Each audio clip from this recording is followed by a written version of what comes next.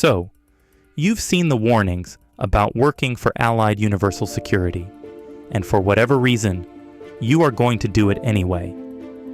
Before you go into your on-the-spot hiring job interview, here's what you must do. This video is brought to you by the Security Officer Network. The network is for the security officer who wants to demonstrate his commitment to becoming a security professional. Join today and access an array of TSON training materials. Post these to your portfolio and impress your future employers and clients with your commitment to this industry. TheSecurityOfficerNetwork.com, the home of the private security professional. Okay, so you are on your way to your local Allied office. You will sit for a job interview that will probably be more like a "Can you start this week" session. Before you acquiesce to the desperate demands of the Allied mayhem machine and rush out on post, you must first establish a set of ground rules. These rules will become essential for preserving your security future, your mental well-being, and even your safety.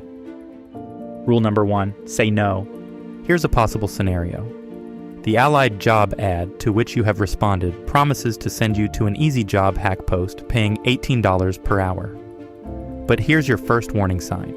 Your first assignment is actually to an intense active security site paying $16 per hour.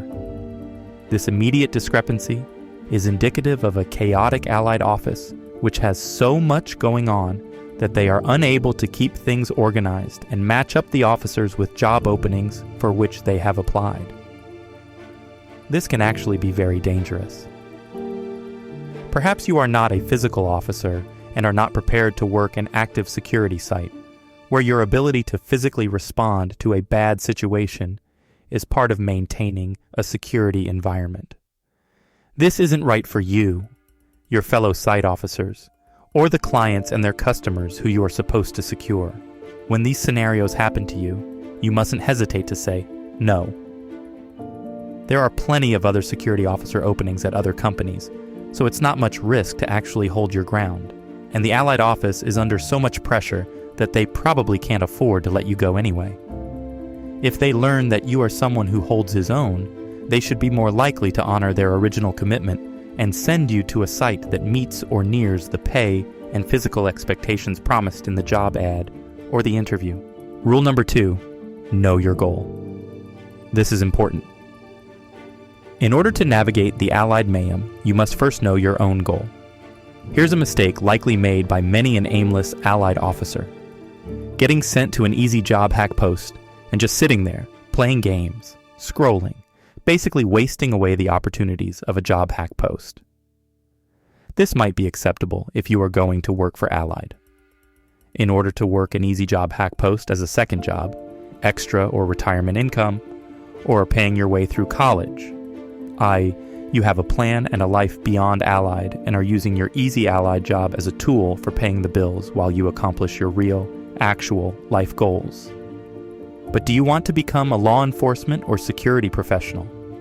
Are you getting into the security industry because of its amazing potential to earn generational wealth for you and your family?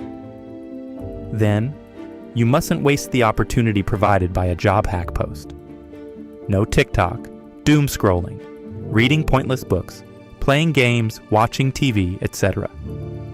If you are allowed to do your personal stuff, use it to accomplish your security goals.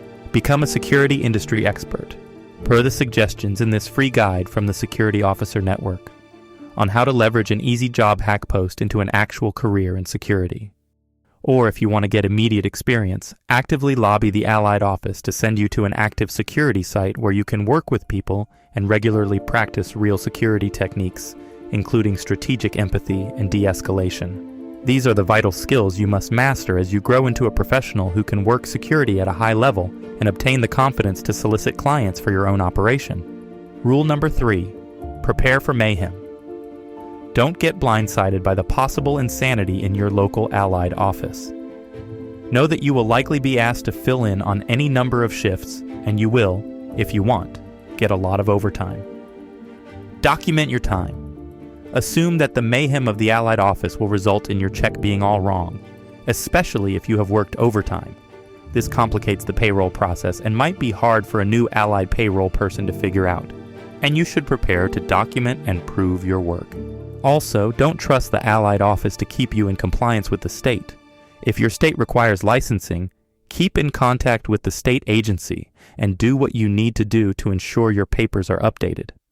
At least one Allied office has been known to have hundreds of officers on site that did not have good paperwork with the state.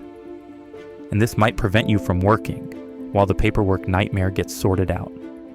Rule number 4, inoculate yourself against unprofessionalism. It's contagious. This is a big risk whenever working for on-the-spot hiring jobs such as Allied. Because they will probably hire just about anyone who meets qualifications, you will likely find yourself working side by side with less than professional guards who do not aspire to be professional officers. They take full advantage of the easy work, and they probably don't care about professionalism. Other security and law enforcement will know this, and if you have Allied on your resume, they could hold this against because they might realize that this unprofessionalism is contagious and may have ruined your ability to be a professional. Do not let their bad habits impact your conduct. Even though you work for Allied, you must pretend that you are already working your security professionalism job and conduct yourself accordingly. No gossiping, sloppy uniform, bad posture, sleeping on the job, eating while in sight of the public, arriving on site less than 15 minutes before the start of your shift, etc. Do this job as if it were your dream security job and act accordingly. Keep learning, training, such as the Security Officer Network's training apps, and growing. You can grow into a security professional even while wearing an Allied uniform. Rule number 5, work the flex position. This rule is for those who want to become security professionals. If you want to truly learn the security industry, take on the flex officer job. This is the officer who is sent to different posts to fill in for no-shows and other open shifts. This is a great way to quickly learn the industry, which clients hire security, and how security works at lots of different sites.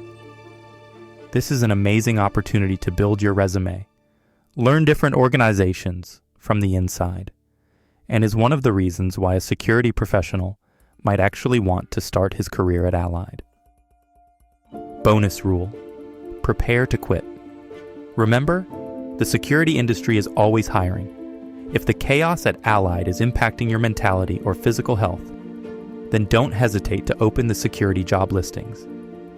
You will find a position with a more professional security office. It's just a matter of time. Examples include if you need a stable schedule at a job hack post, but find that Allied is constantly changing your schedule, your assignment, or is pressuring you to work on your days off. Or if your safety is at risk, i.e., they keep sending you to an active security site when you are a passive security officer, or you are on a multi-man post and are a security professional who can work an active security site, but you keep finding yourself working with officers who are not likewise qualified, thus placing everyone in danger. And as always, remember, a career at Allied probably shouldn't be your life goal. You need more, a career as a true security professional. Best of wishes to you in your time at Allied. With the guidance of these rules and their consistent application to your job at Allied, you might just find yourself surviving your Allied security job experience. And, of course, don't forget to join us at theSecurityOfficerNetwork.com. The Security Officer Network membership is the professional security officer's status symbol of choice.